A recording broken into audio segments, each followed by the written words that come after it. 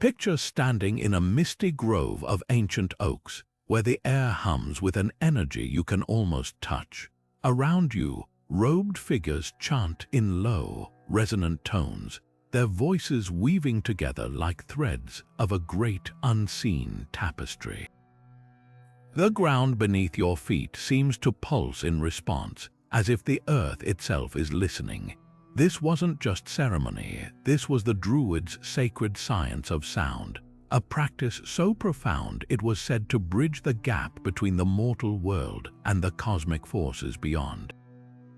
These Celtic priests didn't just use sound, they mastered it, bending vibrations to commune with the divine, to heal, to prophecy, and even to shape reality itself.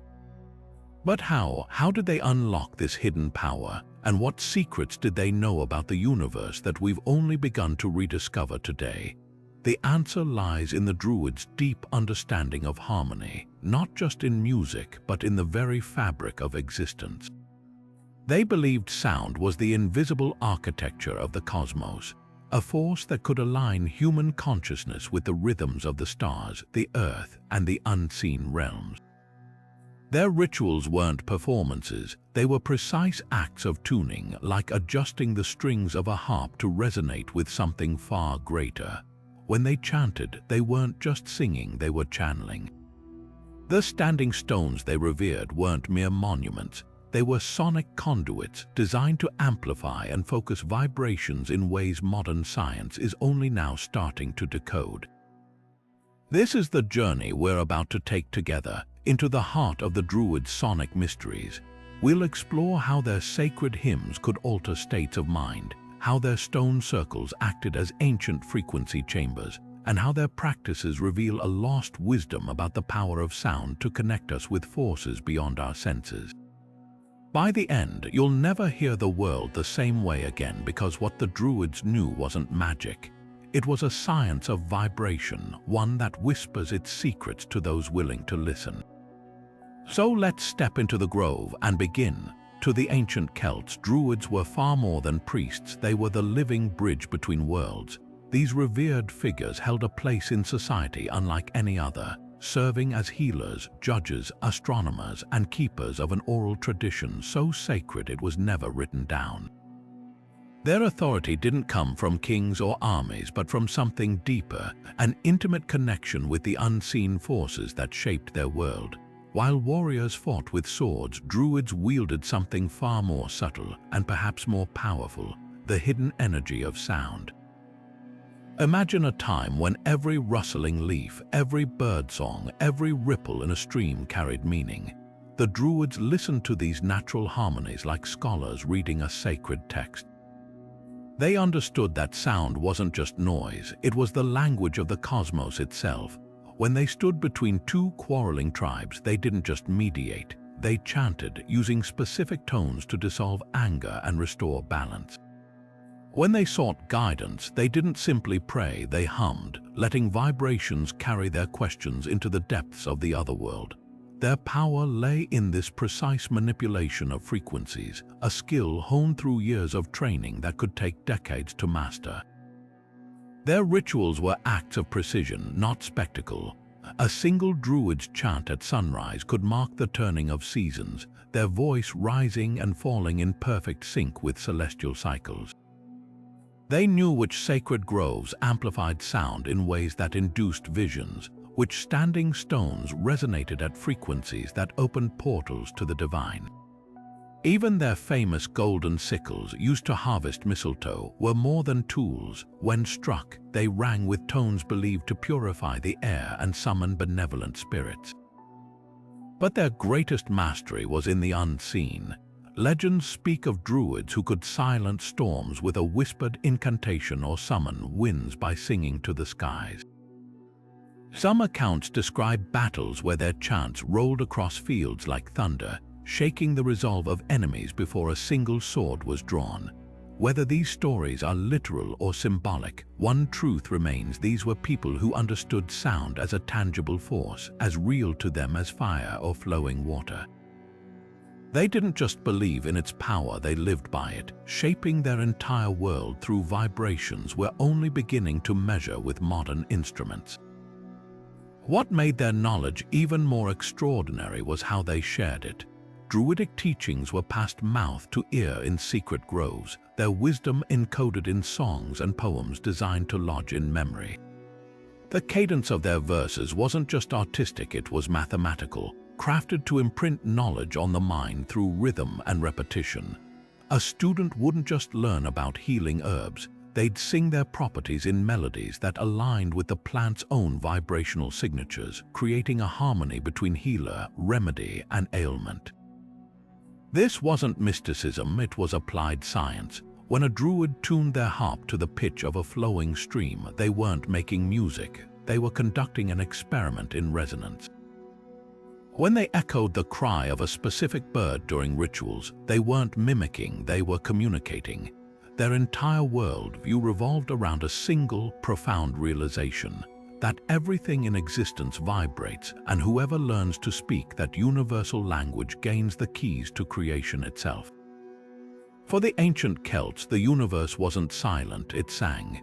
Their cosmology painted existence as a grand symphony, where every mountain, river, and star pulsed with its own unique vibration. They believed the world itself had been shaped by sound, born from the primordial hum of creation. One of their oldest myths tells of the deity Dagda, whose mighty harp didn't just play music, it commanded the seasons. With 3 sacred melodies, he could summon spring's blossoms, summer's warmth, or winter's slumber, proving sound wasn't merely an art form but a tool of cosmic craftsmanship. This belief in sound as a creative force extended beyond legend. The Celts saw the physical and spiritual realms as layers of vibration, interconnected like strings on that same harp. The other world, their realm of gods and ancestors, wasn't distant in space but in frequency, reachable only by those who knew how to tune in. Ordinary noises, wind through grass, the clang of a blacksmith's hammer were echoes of deeper harmonies. Even the famous Celtic knotwork, with its endless intertwined lines, may have been more than decoration. Some scholars suggest these patterns mirrored the waveforms of sacred chants, frozen in stone to trap their power. Take the myth of the goddess Brigid, who forged a silver bell whose ring could banish sickness. When struck, its tone didn't just travel through air, it vibrated through the listener's very bones, realigning the body's energy. Or consider the tale of the warrior Cu Chulainn, whose battle cry held such resonant fury it could shatter shields before blades ever met. These stories weren't just fanciful exaggerations, they encoded a profound truth the Druids later systematized, that specific frequencies could alter matter, energy, and even consciousness. The Druids inherited this sonic worldview but refined it into a precise science. Where myth spoke of gods shaping reality with song, Druidic rituals recreated that power on a human scale. Their ceremonies often began with the Song of Imogen, an invocation whose syllables mirrored the vibrations of land, sea, and sky. By matching their voices to these elemental frequencies, they didn't just honor nature, they synchronized with it, tapping into its latent energy. Even their famed divination practices relied on sound. The rustling of sacred oak leaves wasn't random noise but a coded language, interpreted through years of attuned listening. What makes this ancient perspective so startling is how closely it aligns with modern discoveries. Quantum physics now suggests that at fundamental levels, matter behaves like vibrating strings, an eerie parallel to Celtic cosmology. Studies on cymatics show how sound waves shape physical matter into intricate patterns, much like Dagda's harp shaped the seasons. The Druids may not have had oscilloscopes, but their myths and methods reveal an intuitive grasp of principles we're only now verifying with technology. They understood something we've largely forgotten, that to harness sound is to converse with the building blocks of existence. The air in a Druid's sacred grove wasn't just filled with chants, it was charged with them, each syllable vibrating at frequencies believed to thin the veil between worlds. Their chants weren't mere recitations, they were sonic keys meticulously crafted to unlock altered states of consciousness or summon the presence of deities. Take the lorica, or breastplate, chants protective hymns where rhythm and repetition created a vibrational shield around the speaker. Warriors would whisper these before battle, not as prayers but as activations, their voices rising and falling in patterns said to deflect harm. Then there were the imbasphorosnai, the chants of illumination where druids seeking prophecy would fast for days before intoning specific vowel sequences at dawn. The vibrations, timed with the first light, were thought to open the mind's eye to visions of the future. Healing chants followed even stricter rules. A druid treating a fever wouldn't just sing over the patient, they'd match the chant's pitch to the individual's breathing, gradually slowing both rhythm and tone to coax the body back into balance. Legends speak of bone setters whose chants resonated at the same frequency as the fractures they mended, as if sound could guide the body's repair. The most sacred of all were the Ogham chants, where each letter of their tree alphabet corresponded to a musical note. Singing a name or intention in Ogham wasn't just communication, it was manifestation, embedding the vibration of that desire into the fabric of reality. But how did these chants actually work? Modern research offers clues. Studies show rhythmic chanting can synchronize brain waves, inducing trance states similar to those described in Druidic rites. The repetition of vowel sounds like the aum, still used in Eastern traditions, creates standing waves in the skull, altering perception. Even the Druids' preference for chanting outdoors wasn't arbitrary. Natural acoustics in groves or near waterfalls amplified certain frequencies, enhancing their effects. Their knowledge was so precise that surviving accounts describe chants for rain that began in low drones mimicking distant thunder, before rising to mimic wind, creating a sonic blueprint for the weather they sought to summon. Perhaps most fascinating were the binding chants, used not to invoke but to restrain. A druid might encircle a harmful individual with 9 clockwise repetitions of a specific phrase, the increasing spiral of sound creating what they believed was an inescapable vibrational prison. Contrast this with their greening chants, sung to sickly crops, layered harmonies mimicking bees, flowing water, and rustling leaves, as if reminding the plants of the world's vitality. Every chant was a tool finely tuned to its purpose, proving the Druids didn't just use sound, they conducted it, like maestros orchestrating the unseen forces of existence. This mastery wasn't inherited, it was earned. A Druid initiate might spend years learning just one chant's proper inflection, testing how subtle shifts in pitch or tempo changed its effects. The difference between a chant that soothed and one that summoned could be as slight as the stress on a single syllable. Their oral tradition ensured this knowledge stayed protected. You couldn't accidentally stumble upon power by reading a scroll. The wisdom lived in the vibrations themselves, passed from teacher to student in the very groves where the chants had first been revealed. To hear these chants today would be more than history. It would be hearing the blueprint of a science that viewed sound not as waves in air, but as the threads weaving reality together. Among the rustling leaves of sacred oaks, another of the Druids' greatest sonic secrets lay hidden not in song or chant, but in the very symbols they carved into wood and stone. Ogham, often called the Celtic tree alphabet, was far more than a writing system, each of its 20 characters resembling tally marks branching from a central line, pulsed with a unique vibrational signature, as if the Druids had distilled the voice of the forest itself into symbols. The vertical line represented the world tree's trunk, while the branching strokes were more than letters, they were sonic blueprints, each tied to a specific tree species whose wood would hum at a particular frequency when struck or sung to. Take the first letter, Beeth, representing the birch. Carving this symbol wasn't just writing, it was invoking the crisp, high-pitched resonance of birch twigs snapping in winter air. When a druid traced Jor for the oak, they channeled the deep, reverberating tone of thick oak branches creaking in a storm. These weren't arbitrary pairings. Modern experiments show birchwood naturally vibrates at around 4,000 Hz, a bright, piercing frequency used in purification rituals, while oak resonates near 120 Hz, a grounding tone linked to endurance and wisdom. The Druids didn't just name letters after trees, they encoded each tree's acoustic fingerprint into their alphabet. Ritual tools made from these woods became sonic amplifiers. A staff of ash marked with its corresponding Ogham character would vibrate differently than one of yew when chants were sung near it, subtle differences the Druids used to fine-tune ceremonies.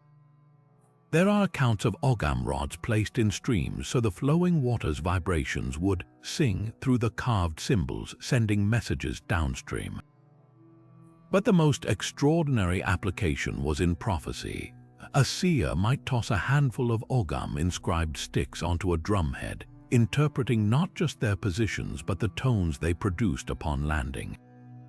A high willow chime versus a low alder thud could mean the difference between a warning or blessing.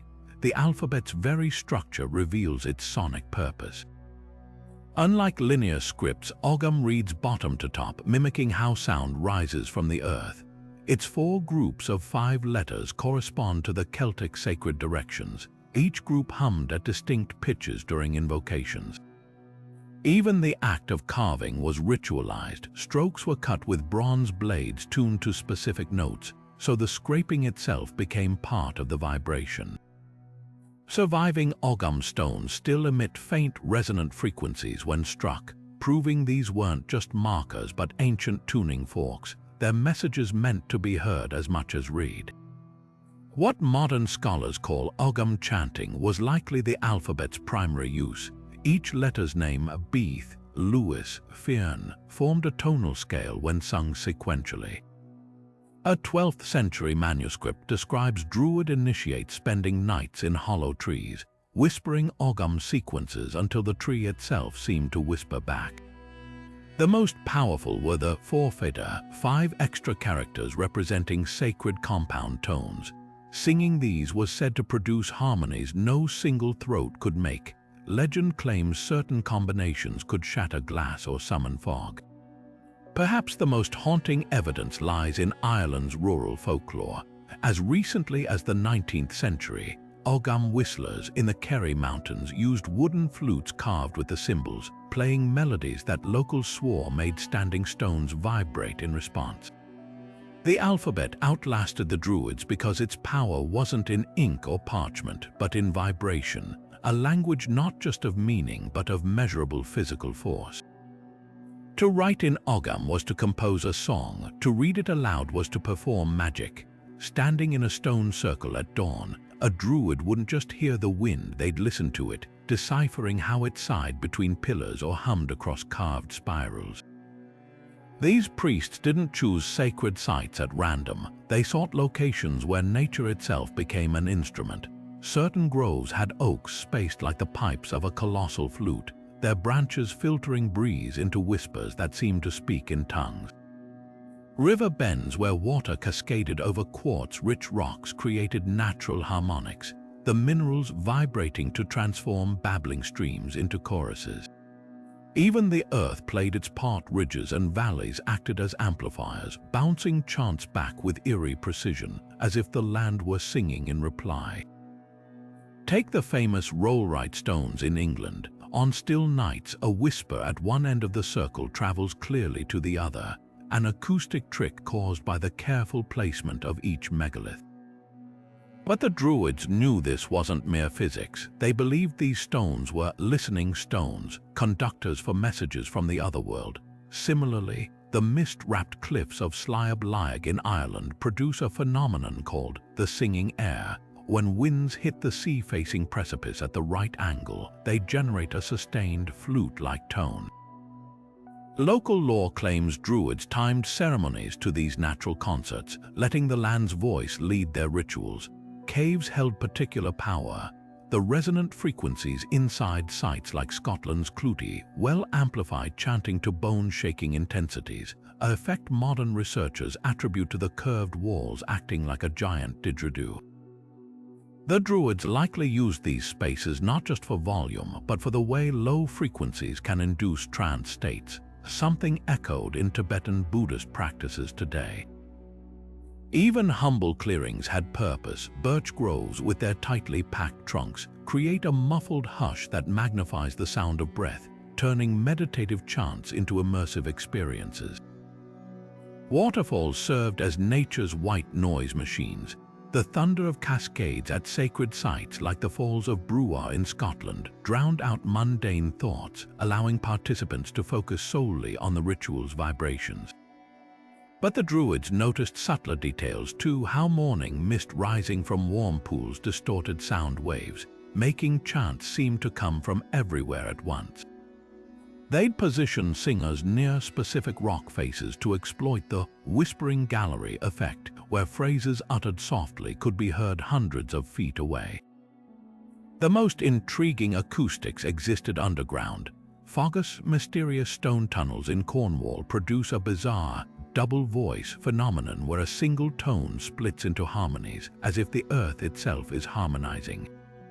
Recent studies suggest these passages were designed to resonate at 7 Hz, a frequency linked to altered consciousness. When combined with chanting, the effect would have been overwhelming, a sensory overload that could make the walls seem to breathe. This mastery of natural acoustics reveals the Druids as early pioneers of what we now call sound therapy. They didn't just use environments that amplified noise, they sought spots where specific frequencies occurred organically, blending their rituals with the land's own vibrations. A chant near a pine forest took on the tree's resinous reverberations, while seaside invocations absorbed the rhythmic crash of waves. Every ritual was a duet between human and nature, a collaboration where the earth wasn't just a stage, it was an active participant. What modern architects strive to achieve with concert hall acoustics, the Druids found ready-made in the wild. Their sacred sites weren't just places of worship, they were living instruments, each with a unique timbre waiting to be unlocked.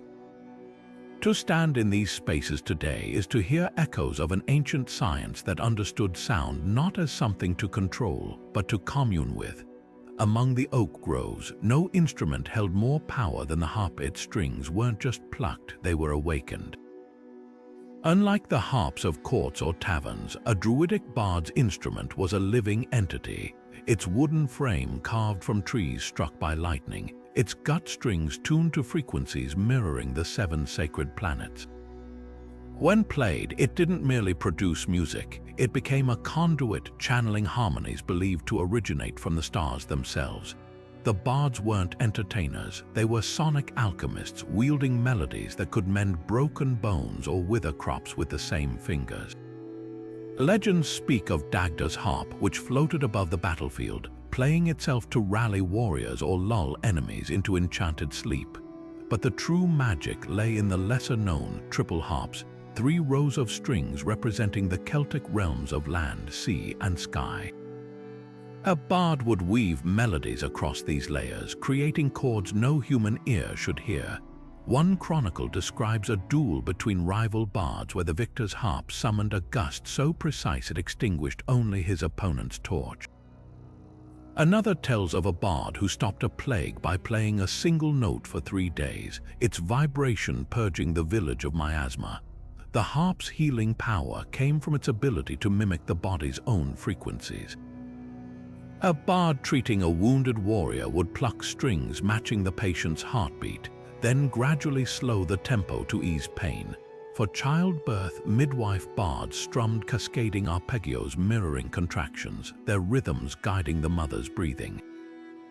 Even mental anguish had its counter-melody, a technique called cran nan tude, where the bard tuned the harp to the sufferer's sigh, then shifted the pitch upward until despair lifted like morning fog. But the harp's darker applications were equally precise. A curse required strings woven from the hair of the target, ensuring sympathetic vibration. The infamous glam-dissin chant, sung while plucking dissonant intervals, could induce paralysis or madness. Some accounts describe bards who, with a single discordant stroke, caused wells to sour or stone walls to crumble. These weren't mere superstitions. Modern cymatics shows how specific frequencies can disrupt cellular structures or reshape liquids. The bards likely discovered these effects through trial and error, their harps becoming instruments of both creation and destruction. The most sacred harps bore Ogham inscriptions along their soundboards, turning each note into a spoken incantation. A bard playing the three noble strains could allegedly manifest one of three outcomes: laughter, tears, or sleep, depending on which symbols resonated loudest. Training took decades. Apprentices practiced blindfolded until they could distinguish a hawthorn C-sharp from an ash tree's D by touch alone. The true masters didn't just play their harps, they negotiated with them, coaxing forth harmonics that existed between the strings, tones that shimmered like heat on summer stones. What survives today in folk traditions hints at this lost science. The Welsh Pennillion singing, where harp and voice weave independent melodies, may descend from Druidic techniques for dimensional harmony. In Scotland, troy tunes played on antique harps still reputedly lure listeners into trances, but the full understanding how bards once tuned their instruments to the pitch of dying stars or the hum of underground rivers, that knowledge slipped into silence when the last Druidic harp was broken. Yet sometimes, in certain valleys at twilight, the wind through standing stones still sounds suspiciously like fingers brushing ghostly strings. When a druid whispered the same phrase 9 times into the bark of an oak, they weren't just praying, they were programming reality through vibration. Their mantras functioned like ancient algorithms where precise repetition etched intentions into the fabric of the unseen. Take the legendary Druids Chain incantation. Each recitation didn't merely repeat words but layered them like stacking stones in a sacred cairn. The first 3 utterances resonated in the chest, grounding the caster. The next 3 vibrated behind the teeth, activating clarity. The final 3 became nearly silent, formed more by tongue movements than breath, a technique modern linguists recognize as creating subharmonic frequencies. These mantras weren't monotone. A summoning for the goddess Brigid would rise from guttural drones to bright, ringing tones, mimicking her ascent from underworld to forge. Contrast this with invocations for the earth god Cernunnos, where phrases deliberately slurred consonants to create growling undertones. The Druids understood what throat singers from Tuva demonstrate today, that the human voice can produce multiple simultaneous frequencies. By chanting a bass tone while shaping overtones with their palates, they essentially sang duets with themselves, creating sonic bridges between realms. Weather-working mantras reveal their sophistication. To call rain, Druids used sibilant heavy phrases like Cynan Sith, peaceful rain, where the hissing S sounds mimicked falling water. Archaeoacoustics research shows such sibilants produce frequencies between 8,000 and 10,000 Hz, the same range as actual rainfall. For storms, they'd abruptly shift to plosive consonants, Branbrod, Raven's Wrath, creating sharp pressure waves like miniature thunderclaps. Chroniclers wrote of druids whose storm summons left their lips bloodied, suggesting they pushed vocal boundaries to extreme harmonics. Healing mantras followed lunar cycles. A bone-setting chant might start crescent soft on waxing moon nights, growing louder as the moon swelled their version of vibrational dosage control. Insomnia cures involved humming vowels at 52 breaths per minute, the exact rhythm of a resting heartbeat. But the most potent were the silent mantras, where practitioners moved lips without sound, believing inaudible vibrations could reach deities who dwelled beyond human hearing. Perhaps most remarkably, these practices weren't solitary. Groups chanting in sacred circles could layer mantras contrapuntally, some producing steady drone tones while others wove sharp staccato phrases through them. The resulting interference patterns created pulsating beats said to open the Earth's mouth. Modern experiments at Neolithic sites show such group chanting generates standing waves capable of vibrating loose stones, perhaps explaining legends of levitating monoliths. The true genius lay in their understanding of decay. Druidic mantras often ended with trailing off repetitions, the final whispers left unfinished, not from fatigue, but to allow the invoked forces to complete the vibration. Like throwing a pebble into a pond and letting the water decide how far the ripples travel, they knew some harmonies weren't meant to be contained. To hear these mantras today would be to witness a science that treated sound not as waves traveling through air, but as living threads in the tapestry of existence itself. In the flickering torchlight of a druid's grove, certain chants weren't spoken, they unfolded in 3 movements like the unfurling of a sacred fern. This wasn't merely poetic structure, it was vibrational architecture.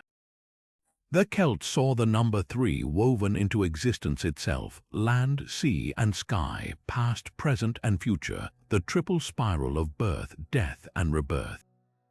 Their chants mirrored this cosmic rhythm, with each triad building upon the last like waves reshaping the shore.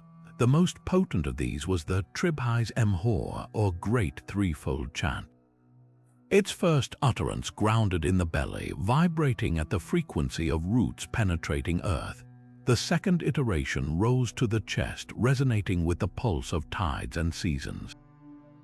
The final repetition lifted to the crown, humming at a pitch that seemed to vibrate the very air between stars. Together, they formed a sonic ladder, one that tradition says could carry a chant across the veils between worlds. Even the words followed this rule, invocations often bundled in 3s like druid, diviner, healer, or oak, ash, thorn, stacking meaning like layers of sacred mistletoe. This triadic pattern extended beyond mere repetition. The Druids recognized that 3 pitches, when perfectly aligned, created a 4th tone, a ghost frequency audible only in ritual spaces. Modern physics confirms this phenomenon as combination tones, where intersecting sound waves generate new vibrations.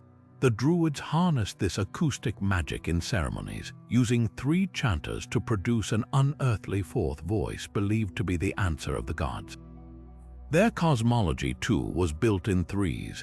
The goddess Brigid manifested as poetess, smith, and healer, her titles chanted in sequences that activated each aspect.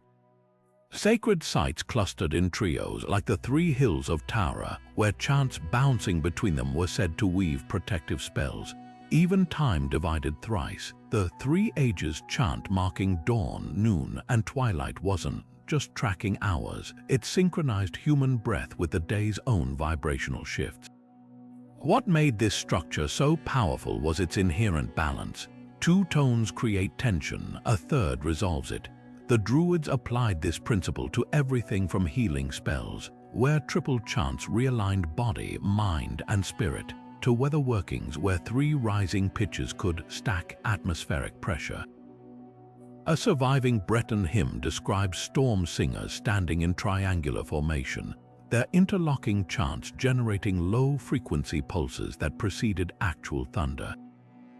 The triads also served as mnemonic gateways. Complex herbal knowledge got encoded in threefold herb lays, where each plant's properties were sung in groups of 3 for easier recall. Legal judgments were pronounced with triple repetition, the cadence ensuring fairness through what we'd now call auditory reinforcement. Even Ogham inscriptions often grouped in 3s, the notches forming vibrational patterns when traced with a singing stylus. Most intriguing are accounts of silent triads, chants where only the 1st and 3rd parts were voiced aloud.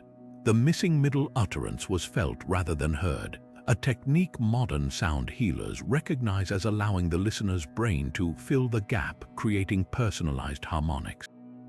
This was sonic wisdom at its most advanced, understanding that sometimes the most powerful vibrations are those left unsung, lingering in the space between notes like dew awaiting dawn. The same force that made a harp's strings tremble also shaped the petals of a rose. This was the Druids' unshakable truth. To their eyes, the spiral of a seashell and the whirl of a chant's echo weren't just similar, they were the same language spoken by different parts of creation.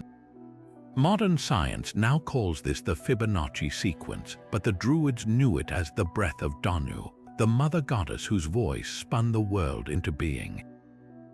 They saw geometry not as frozen shapes but as vibrations slowed to visible form, sound made solid. When they hummed a tone while tracing a spiral in the air, they weren't performing separate acts, they were revealing the hidden thread between sound and structure. Consider the sacred stone circles they designed. While most noticed their alignment with solstices, fewer realized their layouts mirror harmonic ratios. The distance between pillars at Callanish in Scotland corresponds to intervals in the musical scale, the gap between two stones vibrating like the pause between two notes in a Druidic chord. Even the concentric rings echo cymatic patterns, those geometric shapes that form when sound frequencies ripple through sand or water. The Druids may not have had cymatics plates, but they had something better: rainwater pooled in stone hollows where chants would send ripples carving temporary mandalas into existence. Their most profound revelation was how specific frequencies could sculpt reality. Legends speak of druids who could shape molten metal with sustained tones, their chants guiding the flow like invisible hands. This wasn't fantasy. Modern experiments show sound waves can manipulate liquids and even levitate small objects. The Druids harnessed this principle in their sacred wells, where circular stone enclosures acted as resonance chambers. Singing into these wells at the right pitch would make the water's surface bloom into intricate geometric patterns, a visible echo of the chant's hidden architecture. Trees became living textbooks. The branching veins of an oak leaf weren't just pathways for sap, they were diagrams of how sound forks into harmonics. The hexagonal cells of a beehive, revered in Druidic lore, mirrored the six-sided patterns that emerge when certain frequencies vibrate through wax. Even the spiral dance of their rituals had purpose, moving in expanding circles while chanting created a vortex of sound, mimicking the golden ratio found in galaxies and whirlpools. The connection ran deeper than metaphor. Ogham symbols carved into standing stones often followed logarithmic curves, the same mathematics that describe musical pitch progression. When wind struck these inscribed stones, the grooves acted like flute fingerholes, tuning the gusts to harmonic frequencies. Some carvings even show what scholars first took to be decorative knots, but now recognize as waveforms frozen in stone, perhaps instructions for specific chants. This interplay of sound and form reached its zenith in their healing practices. A circle of chanters surrounding a patient wouldn't just sing, they'd position themselves at points corresponding to a flower's petal arrangement, believing disease was geometric harmony disrupted. Herbal remedies were prepared under specific tonal sequences, infusing the medicine with vibrational signatures that matched the body's own frequencies. The most skilled healers could reportedly stop bleeding by humming the exact pitch that caused blood cells to align, a phenomenon modern ultrasound technology now exploits.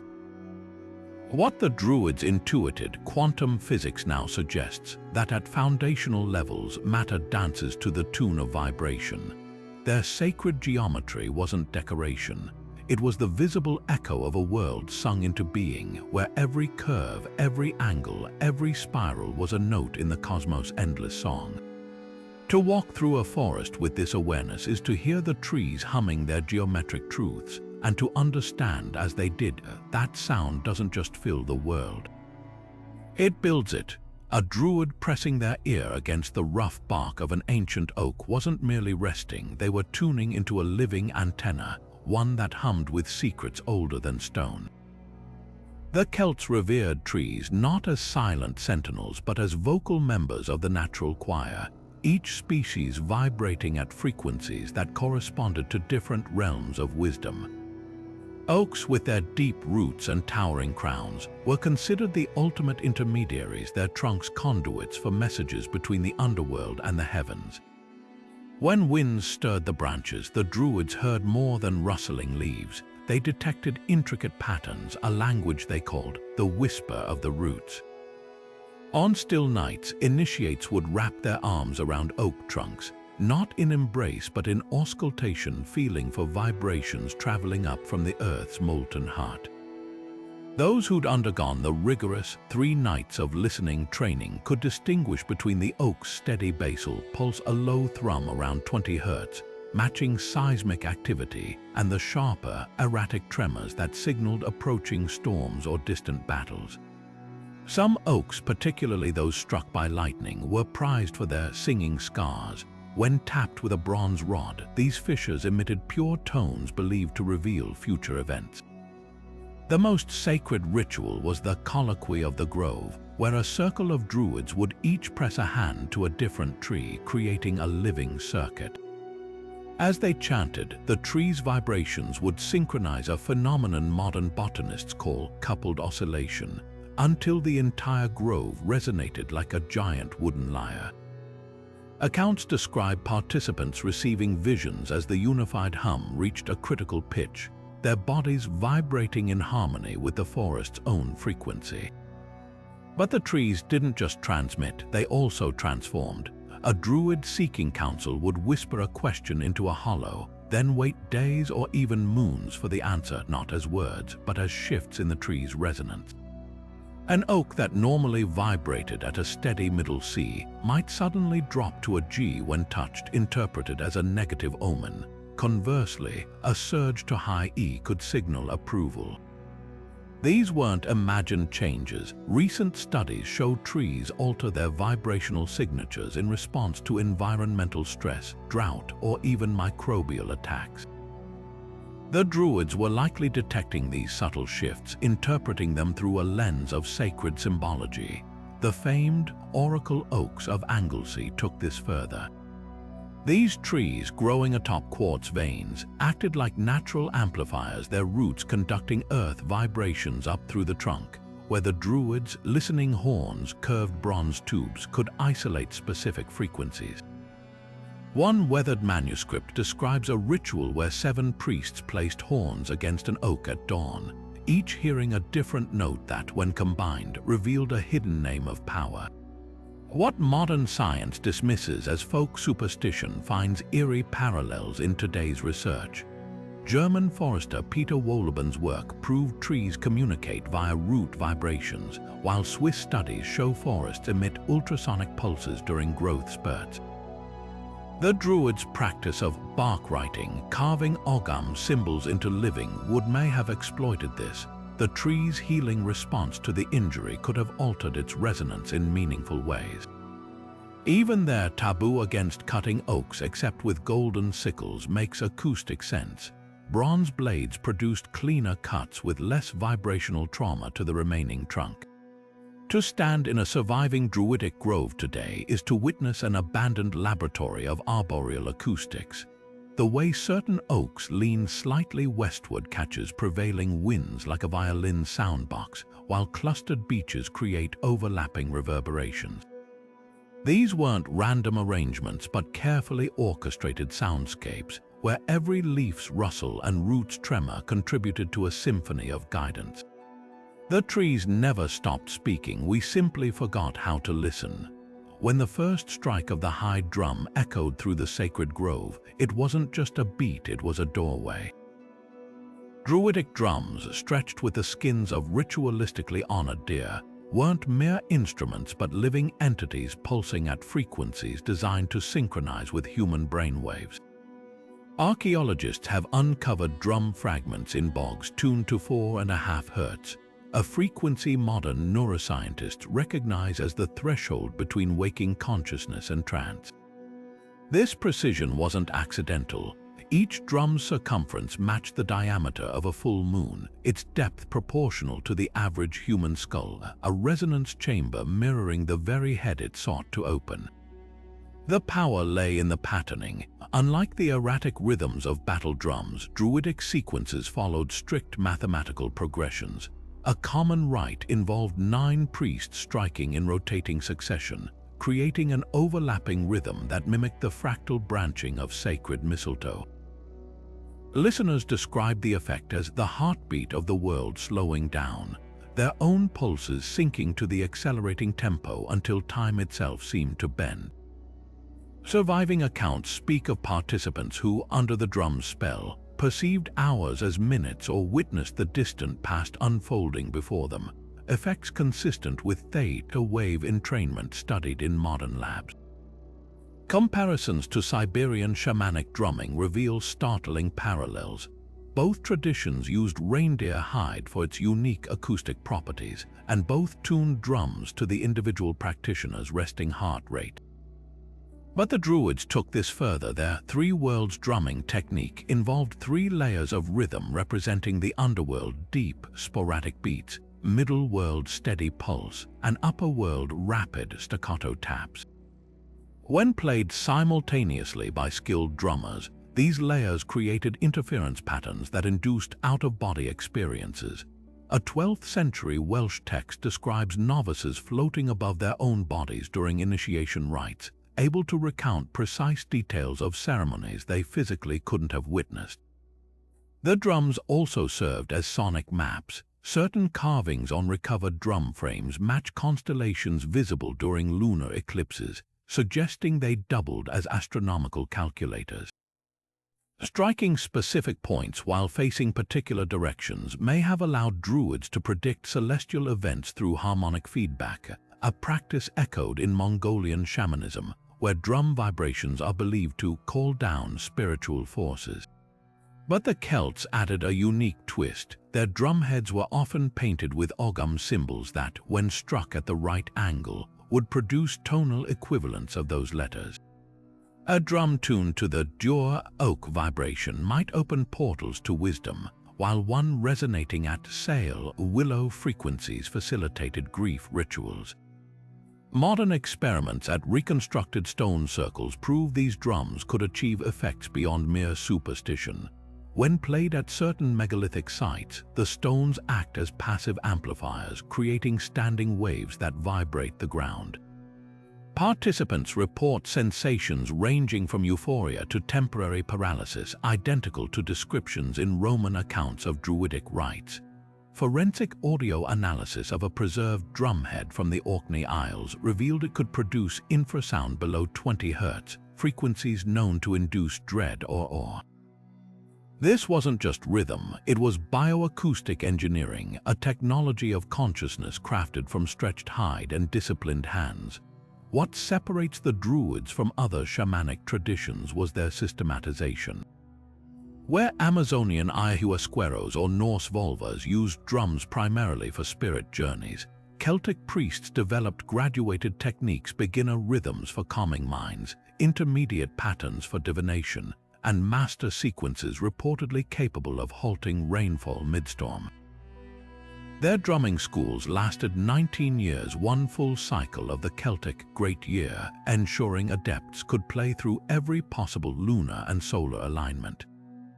The greatest masters didn't need physical drums at all. Legends tell of air drummers whose finger taps on nothing produced audible tones, as if they'd learned to vibrate the atmosphere itself. Perhaps most profound was the Druids' understanding of rhythmic decay. Their ceremonies often ended with drums slowing not to silence, but to the precise tempo of a resting heartbeat: 68 beats per minute for women, 72 for men, guiding participants' physiology back to baseline. This attention to sonic aftercare appears unique among ancient traditions, revealing a sophistication that recognized sound's impact didn't end when the drumming stopped. To witness such a ritual would have been to see the line between music and magic dissolve entirely, leaving only the undeniable truth that rhythm properly harnessed could reshape reality itself. Before time had shape or name, the Celts believed the universe hummed its first note, a single, unbroken tone that vibrated through the void like a bow drawn across the string of existence. This cosmic drone, which they called Seol Nan Domhen, or music of the worlds, wasn't just background noise, it was the blueprint of reality itself. In their creation myths, the goddess Donu didn't sculpt the earth with her hands, she sang it into being, her voice rippling out in concentric waves that solidified into mountains, rivers, and stars. The Druids saw this primordial vibration as the invisible thread connecting all things, from the flutter of a moth's wings to the slow grind of continental plates. Modern physicists might call this the zero-point field or quantum vibration, but the Druids had their own terms. They spoke of bas no betha, death or life, the eternal pulse that balanced creation and destruction. When two standing stones hummed in the wind at the same pitch, it wasn't coincidence, it was memory, a momentary reunion with that first sound. Even their calendar reflected this belief. The Coligny tablets, a bronze Celtic calendar, tracked time not in days but in vibrations, with auspicious moments marked when certain lunar and solar frequencies aligned. The Druids' concept eerily parallels Pythagoras' music of the spheres, but with a crucial difference. Where Greek philosophers saw celestial harmony as mathematical abstraction, the Celts treated it as tangible force. Their astronomers didn't just chart star movements, they recorded their sounds. The Pleiades cluster was known as Natrithion, the three notes, its 7 visible stars corresponding to a heptatonic scale. Eclipses weren't merely visual events but sonic ones. Druid scribes wrote of the sky string snapping during totality, a metaphor modern science validates. Solar winds really do produce ultra-low frequencies during eclipses, detectable as subsonic rumbles. This universal hum wasn't passive. The Druids claimed trained ears could detect corrupted vibrations, places where the natural resonance had been disrupted. A spring that stopped singing might signal poisoned water, while a suddenly silent oak could foretell an earthquake. Their most revered bards underwent years of deaf training, sitting by waterfalls until they could isolate individual droplets in the roar, preparing them to hear the faintest dissonance in the world's song. Perhaps most remarkably, they believed this hum could be harnessed. The Term Nan Seached Samla chord of 7 cymbals ritual involved 7 chanters, each sustaining 1 note of the harmonic series. When perfectly aligned, the overtones were said to briefly recreate the primordial vibration, granting glimpses of the moment before creation. Similar practices appear in Tibetan overtone chanting and Aboriginal didgeridoo traditions, suggesting a shared ancient intuition about sound's generative power. Today, NAS, a Chandra X-ray observatory, has detected a B-flat 57 octaves below middle C resonating from a supermassive black hole, proof the universe really does hum. The Druids lacked telescopes, but their oak groves were laboratories of cosmic acoustics. To stand beneath those branches was to tune into frequencies older than light, to remember what we've forgotten, that existence doesn't just make noise. It is noise singing itself into new shapes across the endless dark. The battlefield fell silent as the Druids stepped forward, not with swords but with parted lips. What erupted next wasn't a war cry in any ordinary sense. It was a weaponized vibration, a sound so unnerving that Roman historians claimed it made seasoned legionnaires drop their shields in terror. These weren't random screams, but meticulously crafted battle scales, sequences of guttural tones and piercing overtones that disrupted the enemy's nervous system. Ancient texts describe how Druidic chanters could project their voices across distances that defied physics, their harmonies carrying farther than any shout. The secret lay in their breathing technique. Diaphragms strengthened by years of toning exercises allowed them to produce infrasound, frequencies below 20 Hz that vibrated ribcage before ears even registered the noise. Psychological warfare was just the beginning. Specific chants targeted group cohesion. The Cathgam, or battle summons, when sung by 3 druids in triadic harmony, created an auditory illusion of an advancing army where none existed. Survivors of the Battle of Mona reported hearing the war chant from all directions at once, as if the very rocks and trees had joined the chorus. Modern acoustic modeling suggests this effect came from strategic positioning, druids standing at calculated intervals to exploit echo patterns in valleys or forests, turning nature into an amplifier. But the most potent weapon was the Gam Namab call of the dead. By modulating their voices to mimic the death rattle of fallen warriors, druids could induce paralyzing dread. Classical accounts describe enemies freezing mid-charge, their muscles locking as if the sound itself had woven invisible chains. This wasn't mere superstition. Neurology now shows that certain low-frequency vocalizations trigger the human amygdala's threat response, bypassing conscious thought. The chant's power lay in its layered construction. A droning fundamental tone like a didgeridoo's buzz provided a carrier wave for sharp glottal stops that mimicked the sound of a choking gasp. Druids also harnessed sound to rally their own forces. The Dordfian warrior's hum used rhythmic chanting to synchronize heartbeats across entire battalions. When warriors marched to this pulse, their movements became eerily unified, an early example of acoustic entrainment. The effect went beyond morale. Synchronized physical exertion actually reduces fatigue, a phenomenon modern sports scientists exploit with pre-game chants. Some battle hymns even incorporated the clashing of swords on shields, tuning the cacophony into a resonant chord that boosted adrenaline. The spiritual dimension ran deeper. Certain chants were believed to summon spectral allies like the Fuaim Nofein, sound of the Fianna, where overlapping vocals created interference patterns that listeners described as ghostly whispers. Archaeological evidence supports this. Carvings at Celtic sites depict warriors with open mouths, not in shouts, but in precise vowel formations that would produce ultrasonic harmonics. These high-frequency components couldn't be consciously heard but reportedly induced a trance-like focus in Celtic fighters, making them oblivious to pain. What made these sonic weapons truly terrifying was their unpredictability. Unlike swords or arrows, sound couldn't be blocked with shields. The Cyan Ablaer battle sound employed sudden silences as brutally as noise. Druids would cut off a chant mid-phrase, leaving enemies disoriented in the abrupt void. Tactical manuscripts describe alternating between frequencies that induced nausea 8 to 12 Hz and tones that caused visual distortions 18 to 22 Hz, creating a physiological assault no armor could deflect. Yet these chants required years of dangerous training. Initiates practiced near waterfalls until they could project over roaring water, risking permanent vocal damage. Some texts mention voice sacrifice, druids who deliberately scarred their vocal cords to access subharmonic growls no healthy throat could produce. The payoff was fearsome.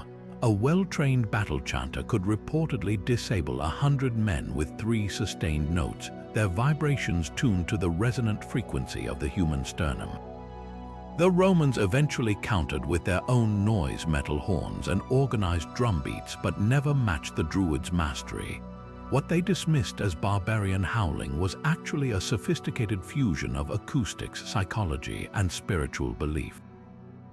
When the last battle chanter fell silent, it wasn't just a warrior who died. It was a walking symphony of destruction, a living weapon who turned breath itself into a force that could shake walls and shatter minds.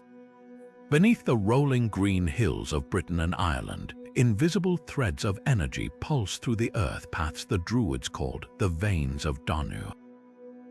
These ley lines, where magnetic anomalies and underground water currents intersect, weren't just geographical curiosities to the ancient Celts. They were the strings of a colossal earthly harp, waiting to be plucked by those who understood their song. When Druids selected sites for their most powerful sound rituals, they didn't choose random clearings. They sought out places where these energy channels crossed, knowing the earth itself would amplify their vibrations like a living sounding board. Take the mystical Preseli Hills in Wales, where the blue stones of Stonehenge originated. Geologists have mapped multiple ley lines converging here, coinciding with spots where Neolithic carvings of spirals, symbols of sound waves, cluster most densely. When researchers from the University of Wales played bronze horns at these intersections, their notes carried nearly twice as far as in surrounding areas, with strange harmonic overtones appearing from nowhere. The Druids likely discovered this phenomenon millennia earlier, using the hills as a natural amplifier for their sky calls, chants designed to echo upward along the energy lines like sonic arrows. The alignment at Newgrange in Ireland reveals even more sophistication. This massive passage tomb, older than the pyramids, sits atop a ley line that runs straight to the Hill of Tara, the spiritual heart of ancient Ireland. But here's the revelation: the tomb's entrance and inner chamber form a perfect sound funnel. When Druids chanted inside during winter solstice sunrise, the rising sun's angle made the entire structure vibrate at 54 Hz, a frequency modern studies show can induce trance states. Even more astonishing, the ley line beneath transmits this frequency for miles. Accounts from the 18th century describe shepherds miles away hearing phantom chanting at dawn on solstice days, as if the earth itself carried the sound. Not all ley lines behaved the same. The Druids categorized them by their vibrational qualities, much like different strings on a harp. Male lines, associated with ridgetops and quartz deposits, carried sharp, high frequencies ideal for invocations. Female lines, following watercourses through valleys, resonated with deep drones perfect for healing ceremonies. At Glastonbury Tor, where 12 ley lines converge like spokes on a wheel, Druids reportedly layered chants from different directional lines to create a harmonic loom, weaving sound patterns that lasted for hours in the charged air. Modern dowsers armed with magnetometers have verified what the ancients intuited. At the Rollright Stones in Oxfordshire, where 3 major ley lines cross, electromagnetic readings spike during dawn and dusk, the very times Druidic texts prescribe for line tuning rituals. Experiments recreating these ceremonies show something extraordinary. When multiple chanters stand at ley intersections singing the same pitch, the stones themselves begin to emit faint, measurable hums. It's as if the megaliths were designed not just to mark sacred spots, but to actively resonate with the earth's hidden frequencies. The most compelling evidence lies in the legends themselves.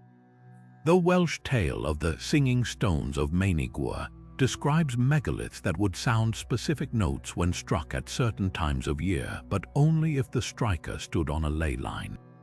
Irish myths speak of hollow hills where the fairy folk played music that traveled for miles underground along dragon paths, a poetic name for ley lines. Even the placement of Ogham stones follows this logic. Many stand where 2 or more energy lines cross, their carvings positioned to catch the wind like stone flutes. Perhaps the Druids' greatest insight was recognizing that these earth currents weren't static. Like tides, their intensity ebbed and flowed with lunar cycles and seasonal shifts. Spring equinox, when underground water tables rose, was considered the optimal time for ley attunement, a week-long ritual where chanters walked the energy lines singing descending scales until they found the precise pitch that made standing stones vibrate under their palms. Manuscripts describe masters who could detect ley lines blindfolded, feeling the subtle hum through their bare feet like master musicians tuning a colossal instrument.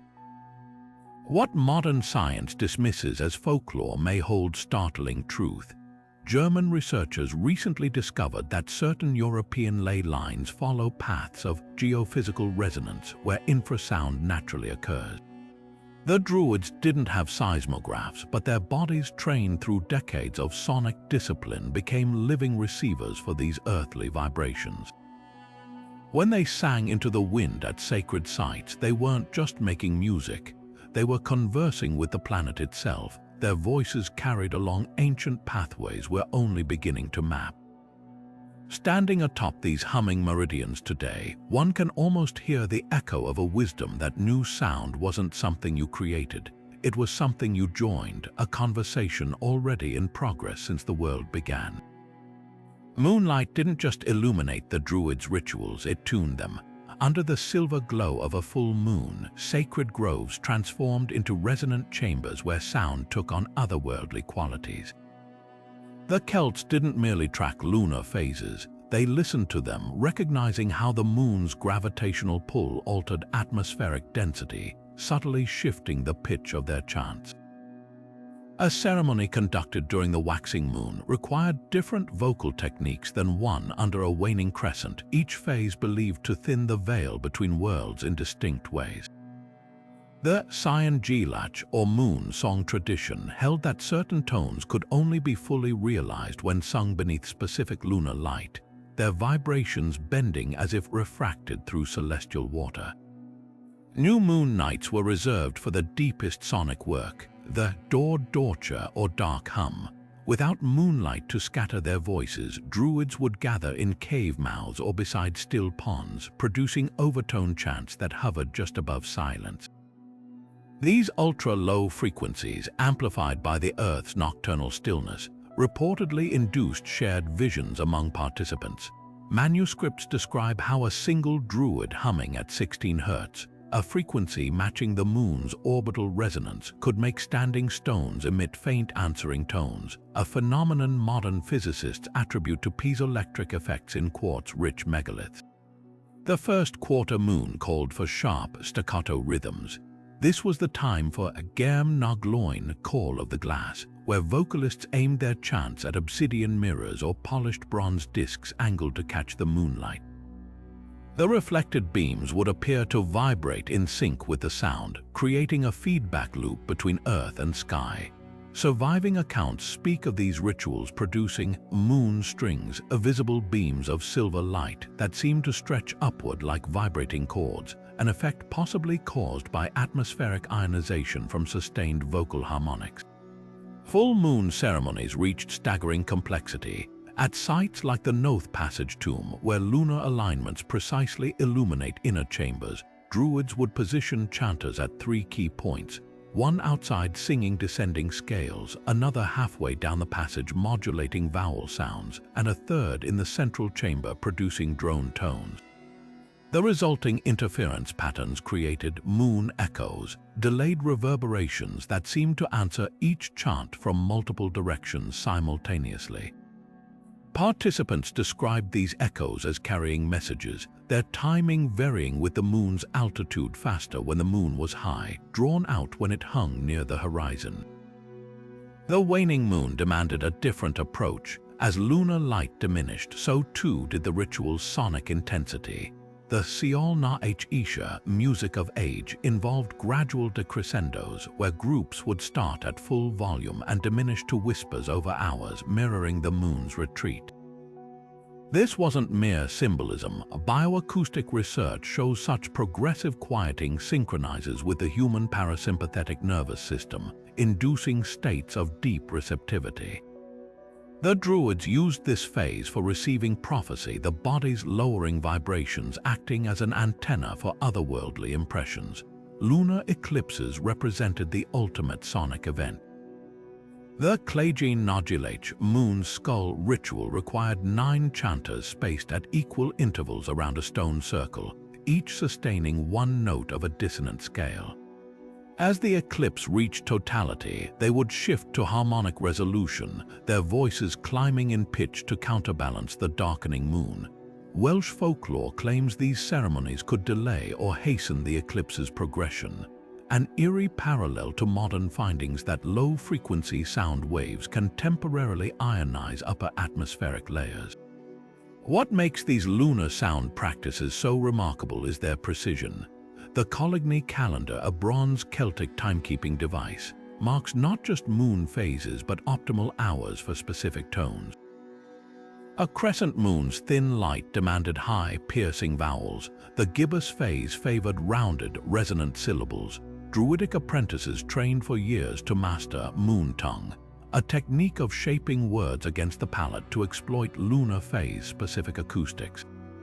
The greatest masters could allegedly sing into moonbeams, their voices carrying for impossible distances along these silvery pathways.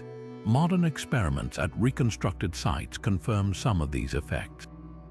During a 2018 full moon at Castlereagh Stone Circle, researchers recorded chant harmonics persisting nearly twice as long as during new moons, a result of cooler, denser night air carrying sound more efficiently. More intriguingly, infrared cameras captured heat signatures along presumed ley lines pulsing in time with ritual drumbeats, as if the earth itself was keeping rhythm with the sky. The Druids may not have understood atmospheric science, but their lunar acoustics reveal an intuition about sound's relationship with celestial cycles that we've only just begun to measure. To stand in a moonlit stone circle today is to stand inside an ancient receiver, one fine-tuned to harmonies most of us have forgotten how to hear. Dawn in a Druid's grove began not with light, but with sound, the first notes of a blackbird's song piercing the mist like a sacred invocation. To the untrained ear, birdsong was mere melody, but to the Druids, each trill and warble held layers of meaning, a celestial language they called Seol Na and Ian, the music of the birds. They believed feathered creatures weren't just messengers of the gods, but living instruments, their voices vibrating at frequencies that could alter weather, reveal omens, or even open doorways to the otherworld. A wren's call might signal an auspicious day for harvest, while the eerie cry of a raven at dusk carried warnings of battles yet to come. The Druids didn't just listen, they conversed. Advanced practitioners mastered Gleod Na Hin, the art of mirroring avian speech with uncanny precision. Historical accounts describe rituals where initiates perched in trees for days, their lips stained with elderberry sap to sweeten their whistles, practicing until their mimicry could lure wild birds into duets. The famed Song Contest of the Oaks tested adepts to replicate the 5-note pattern of a cuckoo while improvising a response that would provoke the bird to answer, a feat requiring not just vocal skill but an understanding of avian psychology. Those who succeeded were said to gain Ian Aolas, or bird wisdom, the ability to decipher hidden truths in every flutter and chirp. This communion went beyond imitation. Specific birds were linked to deities, their songs acting as sacred frequencies. The crane's rattling call was considered the voice of Manannán mac Lir, god of the sea, its rhythm mimicking waves. Druids seeking oceanic guidance would chant in sync with these birds at tidal estuaries, believing the overlapping vibrations could summon favorable winds. Similarly, the tawny owl's hoot resonated with the crone goddess Cailleach, its haunting tone used in rites to commune with ancestors. Manuscripts describe owl priests who could sustain the owl's triple note call for minutes without breath, a technique that induced trances in listeners, their brainwaves slowing to match the sound's hypnotic rhythm. Interpreting birdsong required rigorous training. Novices memorized hundreds of pitch patterns, learning to distinguish between the true tongue of divine messages and ordinary chatter. A thrush singing east of a standing stone might herald a stranger's arrival, while the same bird west of the stone signaled impending rain. The Druids even mapped avian calls to Ogham letters, the rasp of a J corresponding to the gort ivy symbol, its sharpness carrying protective energy. At Emain Macha, the legendary court of Ulster, royal advisors kept bird interpreters who decoded the flights and cries of geese to guide political decisions, their accuracy so revered that opposing armies would retreat if the birds' patterns favored their enemies. Ritual tools amplified this connection. Bronze bird horns, crafted with mouthpieces shaped like beaks, could project tones indistinguishable from real birds across vast distances. At the Hill of Tara, archaeologists uncovered a whistle carved from yew wood that, when blown, produces the exact 2-note interval of a chaffinch, a call used to summon assemblies. But the most profound instrument was the harp of feathers, its strings woven from the primary flight feathers of 7 sacred birds. Played at sunrise, its ethereal harmonics were said to blur the line between earth and sky, drawing down blessings from the winged ones above. The legacy of this avian dialogue lingers. In remote parts of Scotland, folk healers still use modified versions of Druidic wren charms, whistling specific sequences to ease childbirth or calm seizures. Modern ornithologists have noted that certain Celtic folk songs mirror the exact frequency and rhythm of local endangered bird species, suggesting these melodies were once preservation tools, acoustic lifelines to species on the brink. To walk through an old grove today is to step into a forgotten conversation, where every rustle in the branches might still carry echoes of a time when humans didn't just observe nature's chorus but sang along, note for note, in a duet with the divine. The surface of the sacred well didn't just ripple, it answered. When a druid whispered into the dark waters of Sulis's spring or the mirrored depths of Segai's, they weren't merely speaking to their reflection. They were communing with what the Celts called Uisbetha, the living voice of water itself.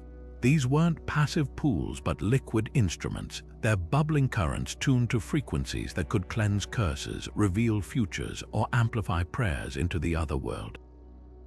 The Druids knew what modern science confirms, that flowing water generates infrasound, vibrations below human hearing that nonetheless affect consciousness. Their most sacred wells weren't chosen for beauty but for acoustics, places where underground channels turned stone cavities into natural resonance chambers, transforming every droplet into a note of a grand hydrological symphony. At the legendary Tobar na Gelt in Ireland, the well's cascading waters produce a peculiar phenomenon when chanted into at dawn. Certain vowel sounds rebound seconds later, altered. Locals called it the well's echo, but Druidic manuscripts describe it as water memory, believing the liquid retained and transformed vibrations. Modern tests reveal the well's limestone walls contain piezoelectric crystals that subtly shift sound frequencies. Similarly, the Chalice Well at Glastonbury emits a faint hum detectable only at night, a 60 Hz drone matching the Earth's resonant frequency. Here, initiates perform the triple immersion, submerging while chanting 3 tones that the well's acoustics stretched into haunting harmonics. Survivors' accounts speak of visions appearing in the water's distortion, faces and landscapes formed by interference patterns between voice and current. Purification rituals exploited water's unique sonic properties.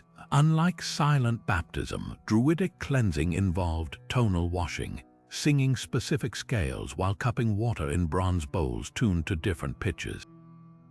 A high C bowl cleansed mental fog, while an E-flat vessel purified physical wounds. The most potent were Ogham bowls, inscribed with tree alphabet symbols that, when struck, made the water vibrate in geometric patterns visible under oil lamps. Manuscripts describe healers diagnosing illness by the way a patient's breath disturbed these patterns when exhaled over the bowl's surface. Divination took this further. At the Well of Slain, seekers would drop silver pins not for wishes but for pitch. Each pin's plink created a tone foretelling different outcomes. A bright, a sharp meant journey. A dull F warned of betrayal. Some wells required 9 stones dropped in sequence, their splashes forming a rhythmic code interpreted by trained listeners. The eerie, weeping wells of Wales took this to another level. Their perpetual drips formed audible patterns that changed before significant events. In 1753, villagers reported the Effingham Fair's drips accelerating into a steady stream days before an earthquake, a phenomenon hydrogeologists now link to subterranean pressure shifts altering water's surface tension. The most mysterious were silent wells, pools so still they reflected like mirrors, yet produced thunderous echoes when certain Druid chants hit their resonant frequency. The now-lost Tobar nan Seol in Scotland allegedly amplified songs into deafening volumes before suddenly swallowing all sound, a vacuum-like effect modern engineers attribute to rare, acoustic black hole formations in underwater caverns. These wells were considered portals. Their sudden silences weren't absence of sound, but the moment the chant crossed into the other world. What survives today in folklore hints at this sophisticated hydroacoustics. The tradition of Clootie wells, where strips of cloth are tied near sacred springs, began as sonic markers. Each rag's flutter in the wind creating subtle vibrations that stirred the waters beneath. In Cornwall's holy wells, visitors still toss bent pins to hear their fortunes, unaware they're echoing an ancient science that treated liquid not just as elemental, but as an instrument, one that still holds melodies from when the world was younger, if only we could learn to listen. Not all vibrations were meant to be awakened. Among the sacred groves, whispers spoke of na fuemnicha dorcha, the forbidden tones, sounds so potent they could unravel the very fabric of reality if misused. These weren't merely dangerous chants, they were sonic weapons locked away in the deepest layers of Druidic knowledge, passed only to those who'd spent decades proving their restraint. One legend tells of a bard who, in arrogance, sang the Gleod Nodiothu call of annihilation at a feast, its descending intervals causing the mead in every cup to boil violently before the hall's central pillar split with a scream like fracturing stone. The price for his hubris, his voice was said to have frozen mid-note, his throat sealing shut as if the earth itself had silenced him. The most feared was the tritone curse, a sequence of 3 dissonant frequencies that, when hummed simultaneously, could allegedly stop a human heart. Manuscripts describe it as requiring 3 chanters, one sustaining a ground-shaking bass tone, another producing a piercing whistle through clenched teeth, while a third vocalized a wavering middle note that knit the others together like poison threads. This unholy chord wasn't written down but taught mouth to ear in secluded caves, its practitioners sworn to use it only against those who'd violated sacred Jisa magical prohibitions. Surviving accounts from Roman invasions mention Celtic warriors collapsing without wounds, their faces locked in terror as if they'd heard something unimaginable moments before death. Even nature recoiled from certain sounds. The screech na talon, earth shriek, was a high-pitched chant said to summon localized earthquakes when sung into specific rock fissures. But the cost was dire. Folktales warn that every use drained years from the caster's life, their hair whitening and joints stiffening with each tremor unleashed. At the Corlia trackway in Ireland, preserved oak planks show strange spiral burns, Druidic warnings carved where an entire guild of sonic architects supposedly perished after attempting to redirect a river's course through harmful harmonics. Their failed ritual left the timbers permanently scarred, as if sound itself had branded them. Water held its own taboos. The Drochguth na Farage, evil voice of the sea, involved mimicking the drowning gasps of shipwreck victims at certain tidal estuaries, a practice believed to summon vengeful storms. Coastal standing stones on the Isle of Skye still bear Ogham warnings against singing the waves' hunger, likely referencing this forbidden technique. Modern marine archaeologists discovered that these stones vibrate at the exact frequency that amplifies undertow currents, proof the Druids understood sound's power to influence water long before sonar was conceived. The ultimate prohibition surrounded Siol na Caeli, Hag's music, a collection of rhythmic tones mimicking the death rattles of the Cailleach, the primordial winter goddess. Singing these notes backward was said to unmake time itself, causing rapid aging in all who heard it. Initiates learned these melodies not to use them, but to recognize and counteract them, like physicians studying diseases they'd never spread. A Welsh manuscript describes an entire village aging decades overnight after a renegade druidess sang the hag scale near their standing stones, their terrified faces withered by dawn. The stones themselves reportedly cracked vertically, as if rejecting the twisted vibrations. What made these forbidden sounds different wasn't just their effects, but their origins.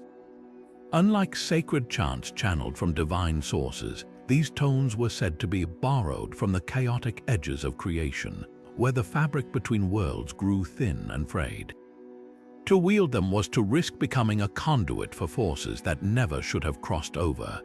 The few surviving cautionary tales all end the same way, with the reckless practitioner's voice becoming a prison, their final screams eternally echoing from the very stones they sought to command, a warning carved not in letters but in endless, unending sound. The whispers of ancient oak groves haven't faded, they've simply changed form. Today's neo-druid circles and sound healers may not chant under the same moonlit megaliths, but their practices hum with echoes of the same vibrational wisdom. Modern sound baths, where participants bask in the resonant tones of quartz crystal bowls, unknowingly mirror the Druidic tonal washing rituals, both relying on precise frequencies to recalibrate mind and body. Yet there's a crucial difference. Where contemporary therapists use lab-tuned instruments, the Druids worked with organic harmonics, shaping vowel sounds to match the unique resonance of each seeker's energy field.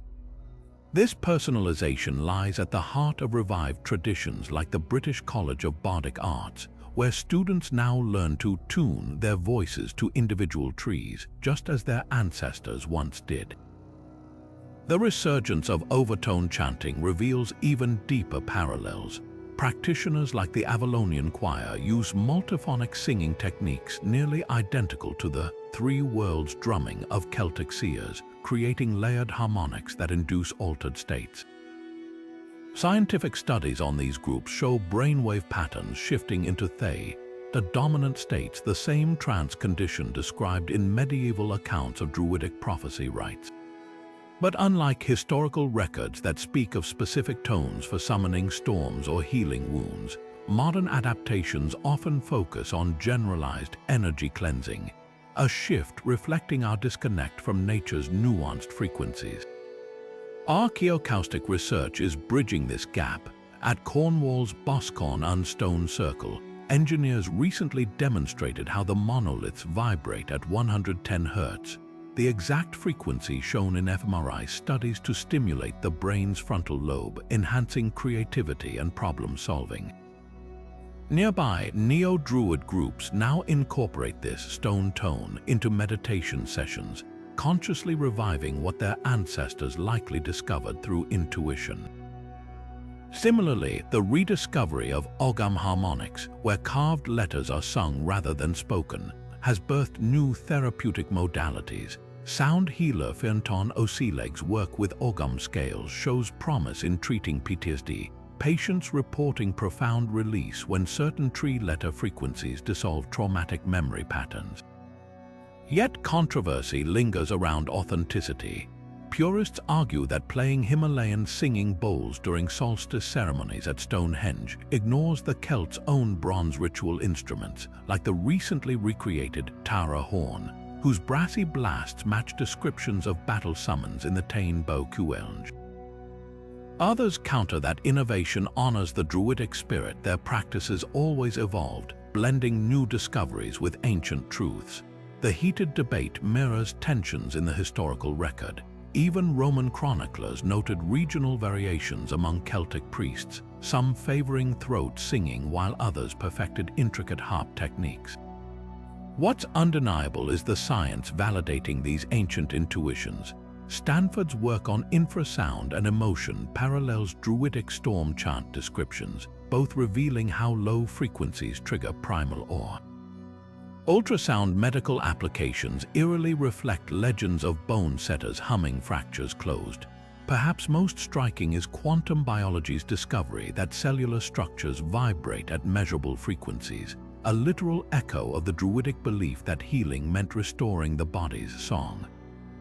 As researchers and modern practitioners collaborate, something remarkable emerges. A dialogue across millennia where cutting-edge labs confirm what oak-wise sages always knew, that sound doesn't just move through us, it shapes who we are. The true testament to this legacy isn't found in dusty manuscripts, but in living practice. From the Welsh hills where farmers still chant to calm skittish livestock, to Dublin clinics using tailored vowel therapy for anxiety, these ancient techniques endure because they work. What the Druids framed as cosmic harmony, we might call neuroacoustics or cymatics, different languages describing the same profound truth.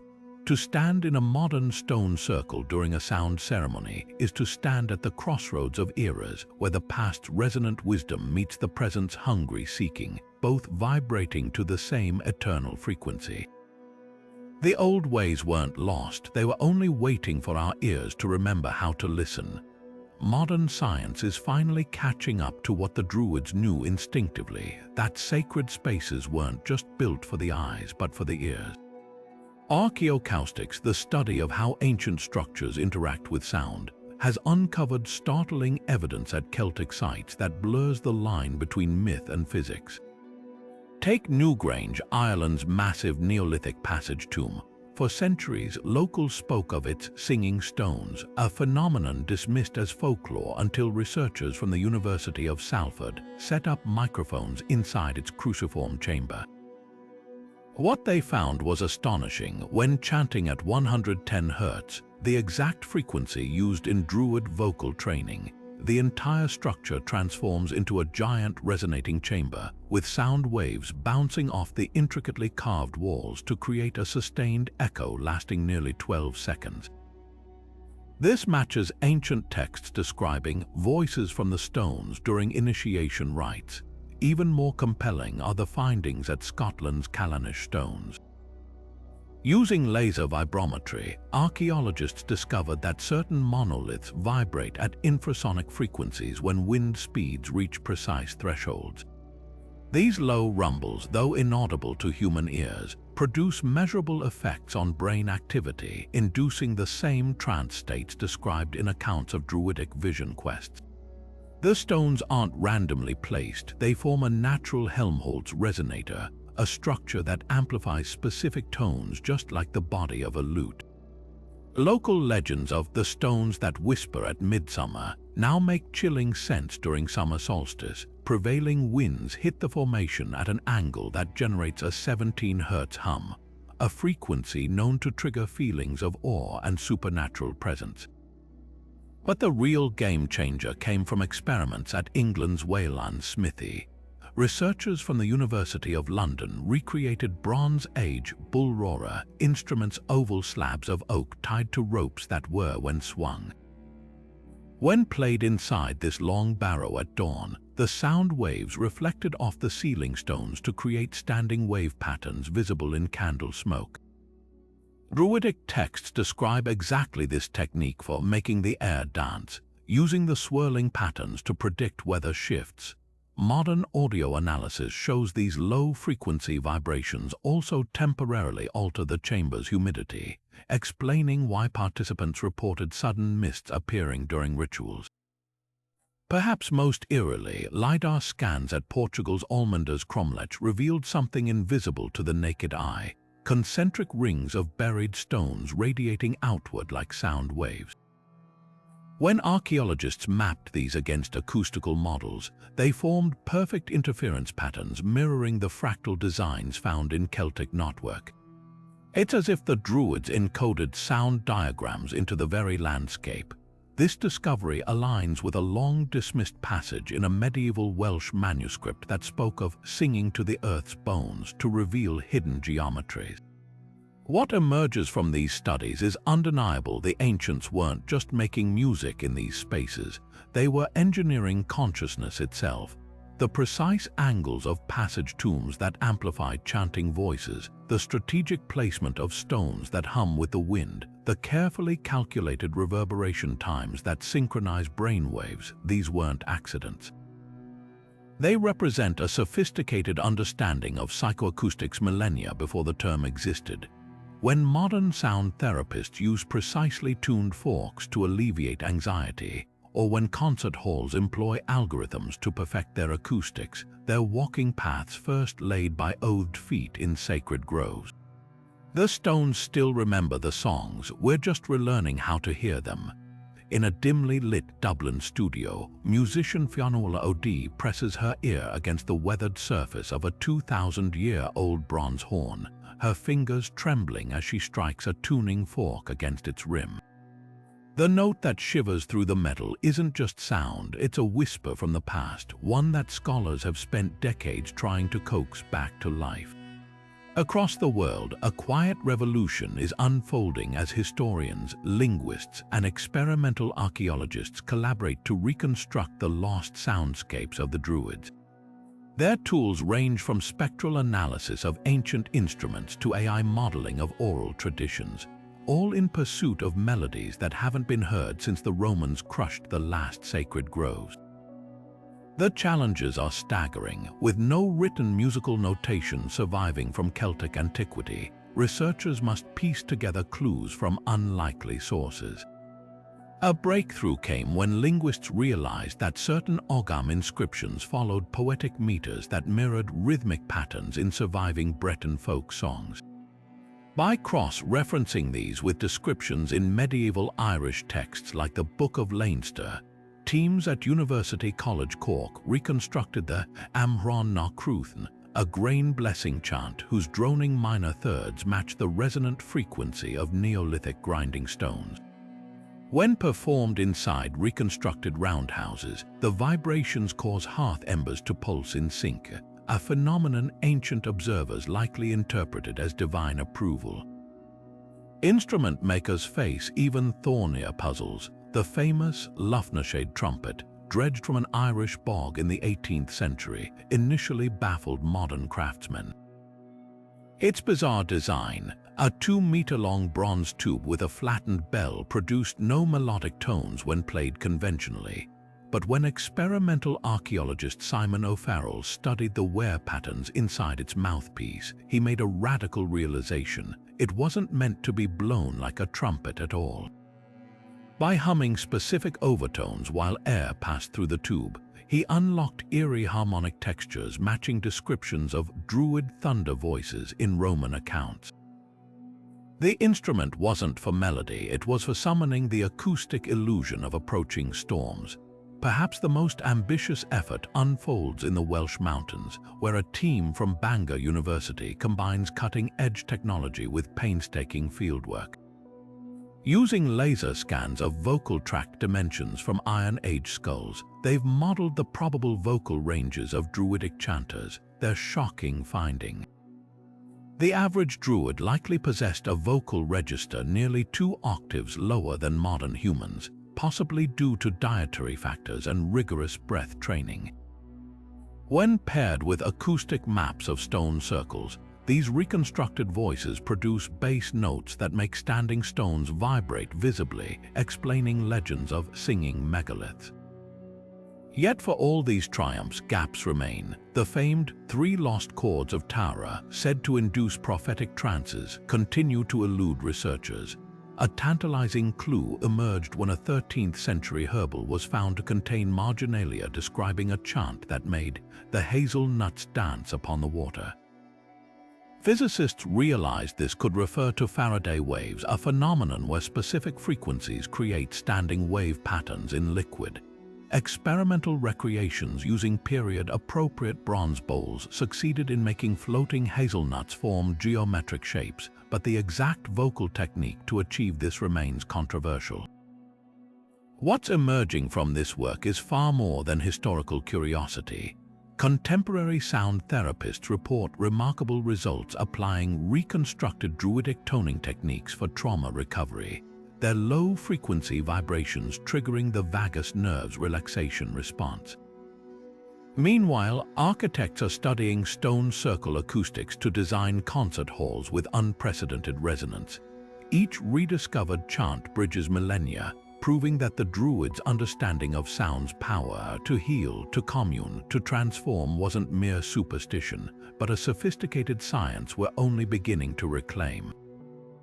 As Od plays her reconstructed horn toward the rising sun, its mournful vibrato carries more than notes, it carries the echoes of an entire way of listening to the world. Close your eyes and take a deep breath, feel the air fill your lungs, then hum as you exhale, letting the vibration ripple through your chest. This simple act carries the essence of a practice Druids used daily, a way to awaken what they called the song beneath the skin. Your voice isn't just sound, it's a bridge between body and spirit, a tool for tuning your energy to the rhythms of the world around you. Start by finding a quiet space, a backyard, a park, or even a corner of your room where sunlight pools on the floor. Stand barefoot if you can, imagining roots stretching from your soles into the earth like the great oaks the Celts revered. Now hum that first note again, but this time pay attention to where it resonates. Does it flutter in your throat, pulse behind your ribs? The Druids believed these subtle vibrations could reveal blockages in your energy, much like a physician listening for irregularities in a heartbeat. Next, try the 3-tone purification, a technique adapted from ancient grove rituals. hum a low, steady note. Feel it ground you like the rumble of distant thunder. Then shift to a middle tone, bright as sunlight filtering through leaves. Finally, let your voice rise to a high, clear pitch like a bird calling from the treetops. As you cycle through these notes, visualize them weaving together like strands of light, cleansing your mind and body. The Druids used this sequence to prepare for meditation or healing, aligning their personal frequency with the natural world. For a deeper connection, step outside at dawn or dusk, the between times sacred to the Celts. Face a tree, even a sapling will do, and whisper a short phrase, maybe a hope or a question, into your cupped hands. Then press your palms against the bark and listen. You won't hear words, but you might sense a shift, a tingling in your fingertips, a sudden breeze, or a quieting of your thoughts. This mirrors the Druidic practice of tree whispering, where seekers received guidance through the subtle language of vibration and stillness. End your ritual by placing a hand over your heart and humming until the sound fades naturally. Notice how the silence afterward feels different, charged, alive. That's the Druidic secret. Sound doesn't end when your voice stops. It lingers in the air, in your cells, in the space between breaths, a reminder that you're never truly silent. You're part of an ancient chorus, one that began with the first note the universe ever sang. The image of a druid chanting mysteriously beneath a full moon, summoning storms or bending reality with sound alone, makes for captivating storytelling, but how much of this aligns with historical truth? Modern portrayals often blur the line between Celtic spiritual practices and outright fantasy, turning these ancient practitioners into sorcerers rather than the sophisticated sonic scientists they truly were. Take the infamous idea that druids could shatter stones with resonant frequencies. While it's true that certain megaliths vibrate at measurable frequencies when struck or sung to, archaeological evidence suggests these properties were harnessed for healing and ritual trance states, not theatrical displays of power. The surviving Ogham inscriptions found near resonant stones often reference softening the heart or opening the ears, phrases that align with spiritual attunement rather than physical destruction. Another persistent myth centers on the so-called Druids' roar, the belief that a single trained voice could knock warriors unconscious on the battlefield. Roman accounts do describe Celtic war chants inducing fear, but contemporary experiments reveal a more nuanced truth. At the University of Wales, researchers recreated Iron Age Bronze War horns and found their combined blasts produced infrasound waves capable of triggering disorientation. A psychological weapon, not a supernatural one. The real magic lay in the Druids' understanding of group acoustics, where coordinated chanting exploited natural amphitheaters to amplify sound. These were carefully engineered terror tactics, not miracles.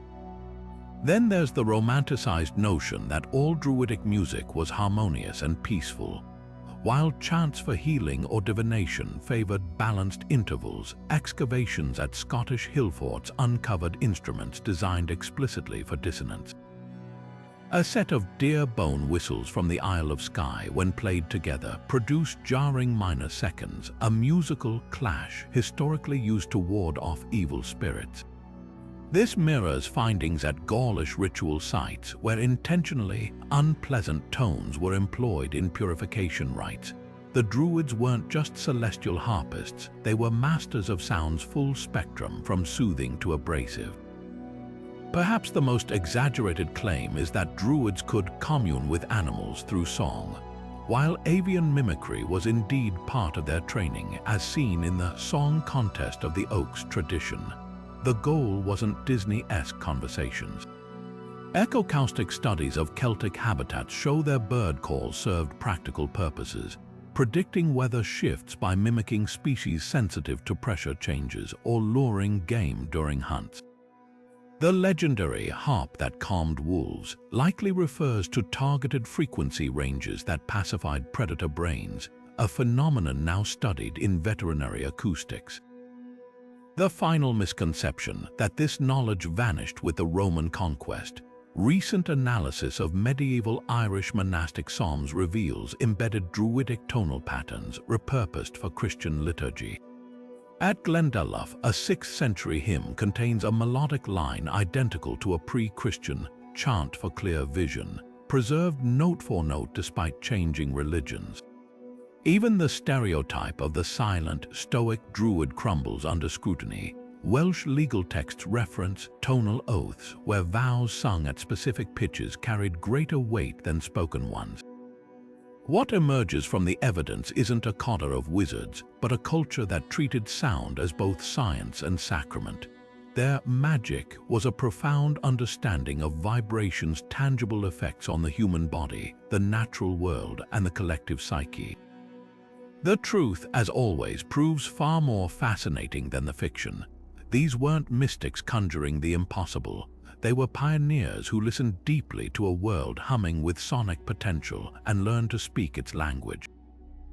The Druids didn't just use sound, they spoke the universe's hidden language, a vibrational dialect woven into the fabric of existence itself. Their understanding transcended mere music or ritual. They recognized sound as the invisible architecture shaping reality, the resonant bridge between earth and cosmos. Every chant, every harp string plucked, every whisper into sacred wells was an act of communion with forces we're only beginning to measure with modern instruments. They knew what quantum physics now confirms, that at the most fundamental level, everything pulses with energy, vibrating in a grand symphony older than time. What made their wisdom extraordinary wasn't just its depth, but its universality. From the standing stones that hummed with terrestrial frequencies to the celestial harmonies they mirrored in sacred chants, the Druids mapped a world alive with vibrational meaning. They heard the song in storms and silence, in the rustle of oak leaves and the cry of ravens, transforming these whispers into a science of connection. Their legacy whispers to us through the ages in the eerie resonance of Neolithic tombs, the surviving fragments of Ogham harmonics, the way certain folk melodies still quicken the pulse like a drumbeat from the past. Humanity's fascination with sound's hidden power endures because we sense, even now, that vibration is the thread stitching us to the cosmos. Modern sound baths, acoustic therapies, even the haunting harmonies of film scores that stir our souls, all echo the Druids' fundamental revelation. That when we hum, drum, or sing, we're not just making noise, we're tapping into an ancient current, joining a conversation that began when the first star sang itself into being. Perhaps the Druids' greatest lesson wasn't in their techniques, but in their way of listening to the world, to each other, to the spaces between notes where the sacred lingers. So the next time you hear wind through trees or feel a song resonate in your chest, pause, close your eyes, and remember, you're not just hearing sound. You're witnessing the same cosmic force that inspired robed figures in misty groves to weave reality itself from vibration and breath.